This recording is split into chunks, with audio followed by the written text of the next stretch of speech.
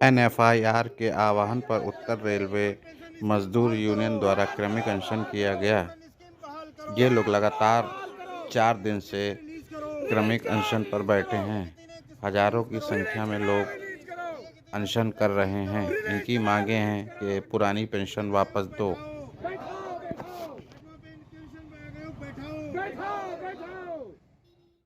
Railway मजदूर union मंडल की तरफ से आज ये 4 दिवसीय जो भूख हड़ताल क्रमिक भूख हड़ताल करी जा रही थी, तो आज आखिरी दिन है, समापन है, तो क्या कुछ कहना चाहेंगे सरकार से? ज्वाइंट फोरम एवं national federation of Indian railway man तथा उत्तरी रेलवे मजदूर यूनियन के आह्वान पर हम लोग कर्मचारियों से संबंधित प्रमुख ओपीएस के मामले को लेकर के पिछले 4 दिनों से क्रमिक अनशन कर रहे हैं। हमारी मांग भारत सरकार से है कि जो बुढ़ापे का सहारा कर्मचारियों की ओपीएस है, उसे सबसे पहले ओपीएस को लागू करके रिस्टोर किया जाए। और सरकार को ये चेतावनी भी है कि अगर उसने ओपीएस के मामले में हीला हवाली की तो पूरा केंद्र सरकार, राज्य सरकार, जितने कर्मचारी हैं वो सब सरकार का विरोध करेंगे। आने वाले 24 के चुनाव में अगर आपकी मांगे नहीं उससे पहले पूरी होती हैं, तो 24 के चुनाव में क्या रिजल्ट रहेगा? हमारा सरकार से विरोध रहेगा। हमारी सारे कर्मचारी भाइयों से अपील भी है कि वो सरकार का विरोध करें। अगर वो चुनाव से पहले ओपीएस नहीं देती है तो ये जुमले वाली सरकार है। हम किसी वादे पे निर्भर नहीं करेंगे। हमको घोषणाओं पे नहीं, क्रियान्वयन पे विश्वास है। इसलिए हमें ओपीएस लागू करके आदेश दे, तभी हम लोग अपने उसको खत्म करेंगे। ओपीएस के अलावा और भी कोई मांगे हैं आपकी जो आप कहना चाह रहे हैं? ओपीएस के अलावा ये सरकार कर्मचारी विरोधी है। बहुत सी मांगे हैं हमारी। हमारे प्रमुख मांगे हैं कि हर 10 साल बाद पे कमीशन आता है, जिसमें डीए के साथ पे रिवाइज होती है। तो 2026 से पे कमीशन लागू होना है। अभी उसकी कोई प्रक्रिया नहीं शुरू की गई है। भारत सरकार से ये भी मांग है कि 8वें वेतन आयोग के लिए कमेटियां गठित की जाएं और उस पर सबकी राय शुमारी ली जाए। अभी कोरोना टाइम पे 3 महीने का डीए फ्रीज जो किया गया था, उस पर क्या है? आजादी के बाद जो डीए का फार्मूला बना था, किसी भी महामारी या किसी भी समय डीए का भुगतान बंद नहीं किया गया था। ये भारत सरकार कोरोना का बहाना लेकर के डीए की 3 किस्तें हमारी जो नहीं दिया है, खा गई है, उसके एरियर के भुगतान की भी मांग है हमारी।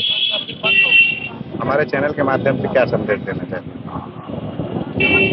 हम आपके चैनल से ये भारत सरकार को, भारत की जनता को ये संदेश देना चाहते हैं कि जब निजीकरण सरकार कर रही है तो हमारी जनता की सुविधाएं घट रही हैं। जनता इस बात को समझ नहीं पा रही है। आज की तारीख में एक भी पैसेंजर ट्रेन किसी रूट पे नहीं चल रही है। आम नागरिक उससे प्रभावित हो रहा है। जो पैसे वाले लोग हैं उनके लिए बुलेट प्रूफ, वंदे भारत, अमृत भारत, इन सब योजनाओं को सरकार चला रही है, लेकिन गरीब जनता का ध्यान नहीं दे रही है। गरीब जनता को केवल और केवल अनाज दे करके उसका मुंह बंद किए हुए है। इससे काम नहीं चलेगा। भारत के सभी भारतवासी जाग करके रोजगार की मांग करें, महंगाई कम करने की मांग करें, अन्यथा भविष्य उनका बहुत खतरे में है। लखनऊ मंडल। जी सर, ये जो धरना आप लोग दे रहे हैं, 4 दिन से भूख हड़ताल कर रहे हैं, तो क्या इसका संदेश? मेरा भारत सरकार से इतनी मांग है कि जो आपने एनपीएस 2004 में लाए थे और तभी से national federation of Indian railway man, उत्तरी रेलवे मजदूर यूनियन और अन्य तमाम संगठन जो श्रमिकों से जुड़े हुए हैं, वो ओल्ड पेंशन स्कीम की मांग कर रहे हैं। और ओल्ड पेंशन स्कीम इन कर्मचारियों के लिए जो रिटायरमेंट के बाद शेष जीवन के लिए एक अमृत का काम करता है। और भारत के प्रधानमंत्री जी देश में अमृत काल ला चुके हैं, तो इस अमृत काल में इनको जहर काल में क्यों धकेल रहा है? इनके लिए भी व्यवस्था करें कि इनको अमृत काल के नाम पर इनको भी ओल्ड पेंशन स्कीम पुरानी 1972 के अनुसार दे दी जानी चाहिए। यही मांग के लिए हम यहाँ पर 4 दिनों से आंदोलन कर रहे हैं, ये अनशन कर रहे हैं। सर, एक तरफ सरकार कर्मचारी लोग को एनपीएस के लिए बोलती है, वही उनके विधायक, मंत्री, सांसद ओल्ड ओपीएस ले रहे हैं, तो उस पर क्या विचार? तो ये देखिए दोहरी नीति है।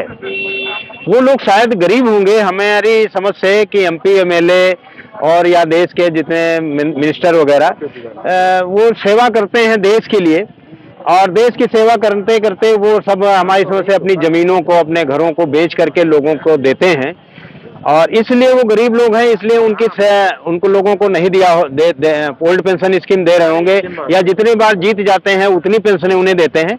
और एक छोटा सा कर्मचारी, सफाई कर्मी है, टैग मेंटेनेंस है, असिस्टेंट किसी डिपार्टमेंट में है, या क्लर्क है, ये सब ये बेचारे इतने बड़े होते हैं, ये लगभग क्या बोलते हैं अपना टाटा बिरला के बराबर ये सैलरी लेते हैं लोग, इसलिए इनको शायद न्यू पेंशन स्कीम में रखा होगा। मेरी सरकार से मांग है कि ये रिटायरमेंट के बाद हमारी एक लॉयल्टी है, और इस लॉयल्टी को आपने दोनों ने पैक्ट किया था, जिस वक्त सेवा में आए थे आपने एक बॉन्ड भराया था, और उस बॉन्ड में व्यवस्था थी कि आपको हम 10 साल के अंदर पे कमीशन देंगे, आपको हर साल हम आपका एक इंक्रीमेंट देंगे, और 2 बार डीए बढ़ाएंगे, और इसके साथ में हम आपको पेंशन देंगे रिटायरमेंट के बाद। उस वादे से, उस हमारे समझौते से सरकार मुकर रही है। मैं सरकार को, जो सोई हुई सरकार को जगाने का आग्रह कर रहा हूं, अनुरोध कर रहा हूं कि वह कर्मचारियों को उनके हक को ना मारे और उनके ओल्ड पेंशन स्कीम उनकी रिलीज करे।